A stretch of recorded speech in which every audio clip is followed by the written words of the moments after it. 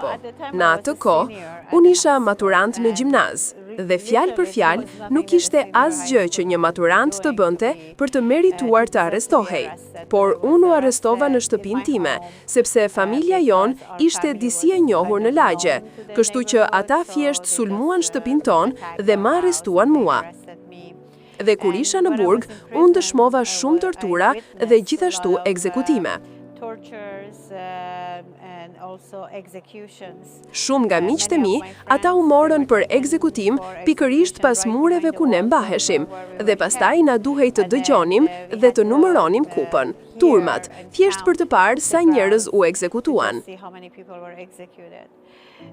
Dhe ajo që më rezonoi vërtet ishin gjithmonë ato momentet e fundit të lamtumirës. Dhe gjithashtu, kur po ecnim, kur po na çonin në marrje në pyetje, do të shihje sendet e miqve tuaj në grumbullin e vogël aty dhe do të shihje emrin e tyre të shkruar mbi to.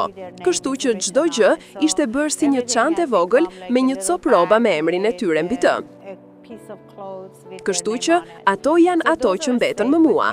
Unë isha me fat, unë u lirova, dhe pastaj, pak vite më vonë, unë munda të largohem nga Irani dhe të vi në Amerikë.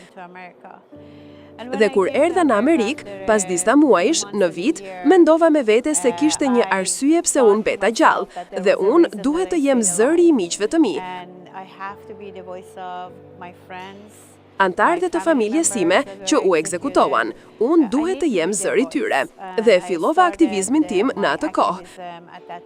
Dhe fillova të bëj çfarëdo që mundem, çfarëdo që është në fuqinë time, të bëj për ata që